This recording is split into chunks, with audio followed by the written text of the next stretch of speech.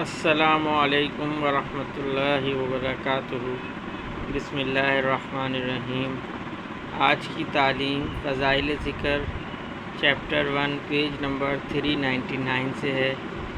بے شک تم لوگوں کے لیے رسول صلی اللہ علیہ وسلم کا نمونہ موجود تھا، یعنی ہر شخص کے لیے جو اللہ سے آخرت سے ڈرتا ہو اور کثرت سے اللہ تعالیٰ کا ذکر کرتا ہو، کہ جب حضور صلی اللہ علیہ وسلم لڑائی میں شریک ہوئے اور جہاد کیا تو اس کے لیے کیا معنی ہو سکتا ہے۔ ایک دوسری آیت کا ترجمہ ہے، پہلے سے مومنوں کی صفات کا بیان ہے، اس کے بعد ارشاد ہے، اور بکثرت اللہ کا ذکر کرنے والے مرد اور اللہ کا ذکر کرنے والی عورتیں، ان سب کے لیے اللہ تعالیٰ نے مغفرت اور اجر عظیم تیار کر رکھا ہے۔ اے ایمان والو، تم اللہ تعالیٰ کا خوب کثرت سے ذکر کیا کرو اور صبح اور شام اس کی تسبیح کرتے رہو، اور پکارا تھا ہم نے نوح علیہ السلام نے، پس ہم خوب فریاد سننے والے ہیں۔ اور پکارا تھا ہم کو نوح علیہ السلام نے،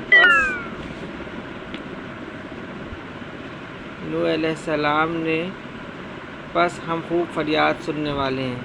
پس ہلاکت ہے ان لوگوں کے لیے جن کے دل اللہ کے ذکر سے متاثر نہیں ہوتے، یہ لوگ کھلی گمراہی میں ہیں۔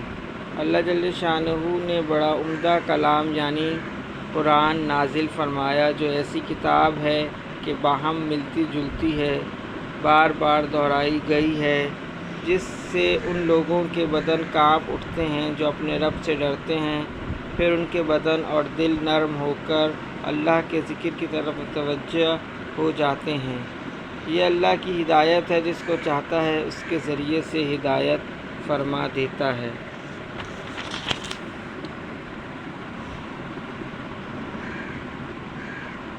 پس پکارو اللہ کو خالص کرتے ہوئے اس کے لیے دین کو، گو کافروں کو ناگوار ہو۔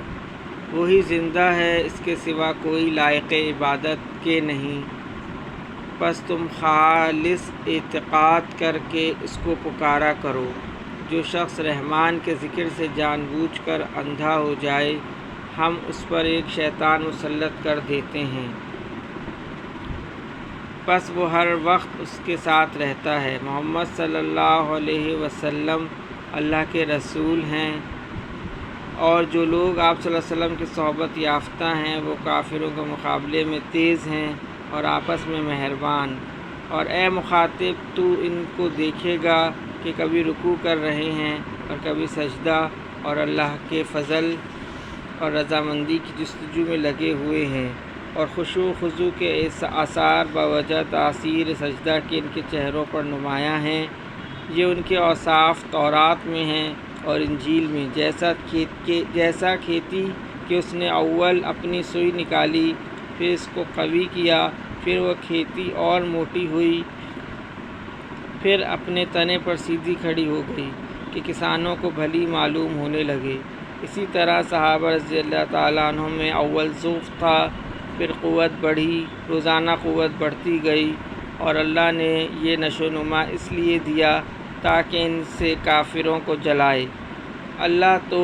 اللہ نے تو ان لوگوں سے جو ایمان لائے اور نیک عمل کر رہے ہیں مغفرت اور اجر عظیم کا وعدہ کر رکھا ہے۔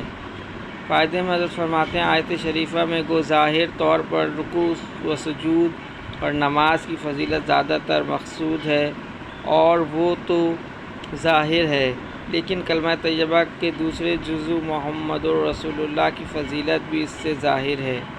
امام رازی رحمہ اللہ علیہ نے لکھا ہے کہ اوپر سے صلح حدیبیہ میں کفار کے انکار پر اور اس بات کے اصرار پر کہ محمد صلی اللہ علیہ وسلم نہ لکھو، محمد بن عبداللہ لکھو، اللہ تعالیٰ شانہ فرماتے ہیں کہ اللہ خود گواہ ہیں اس بات پر کہ محمد صلی اللہ علیہ وسلم اللہ کے رسول ہیں، اور جب بھیجنے والا خود اقرار کرے کہ فلاں شخص میرا قاصد ہے تو لاکھ کوئی انکار کرے، اس کے انکار سے کیا ہوتا ہے۔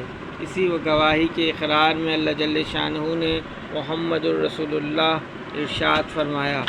اس کے بعد آیت شریفہ میں اور بھی کئی اہم مضامین ہیں، من جملہ ان کے یہ ہے کہ چہرے کے آثار نمایاں ہونے کی فضیلت ہے۔ اس کی تفسیر میں مختلف اقوال ہیں۔ ایک یہ بھی ہے کہ شب بیداروں کے چہروں پر جو انوار و برکات ظاہر ہوتے ہیں وہ مراد ہیں۔ امام راضی رحمہ اللہ علیہ نے لکھا ہے کہ یہ محقق امر ہے کہ رات کو دو شخص جاگیں، ایک لہو لعب میں مشغول رہے، دوسرا نماز، قرآن اور علم سیکھنے میں مشغول رہے۔ دوسرے دن دونوں کے چہروں کے نور میں کھلا ہوا فرق ہوگا۔ جو شخص لہو لعب میں مشغول ہے وہ اس جیسا ہو ہی نہیں سکتا جو ذکر و شکر میں رات بھر لگا رہے۔ تیسری اہم بات یہ ہے کہ امام مالک رحمہ اللہ علیہ اور علماء کی ایک جماعت نے اس آیت سے ان لوگوں کے کفر پر استدلال کیا ہے جو صحابہ کرام رضی اللہ تعالیٰ عنہم اجمعین کو گالیاں دیتے ہیں، برا بھلا کہتے ہیں، ان سے بغض رکھتے ہیں۔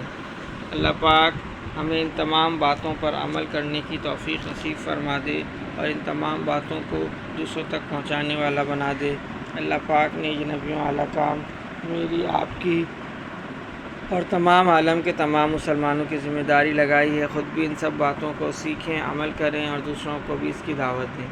اللہم صلی علی محمد وعلی آل محمد، اللہم اعنی علی ذکرک و شکرک و حسن عبادتک۔ یا اللہ پاک جتنے مسلمان اس دنیا سے جا چکے ان سب کی بخشش و مغفرت فرما دیجیے۔ یا اللہ پاک جو مسلمان بیمار ہیں ان سب کو صحت کاملہ عاجلہ مستمرہ دائمہ نصیب فرمائیے۔ یا اللہ پاک جو پریشان حال ہیں ان سب کی پریشانی کو ختم فرما دیجیے۔ سبحان ربک رب العزت عما یصفون وسلام علی المرسلین والحمد للہ رب العالمین۔ آمین برحمتک یا ارحم الراحمین۔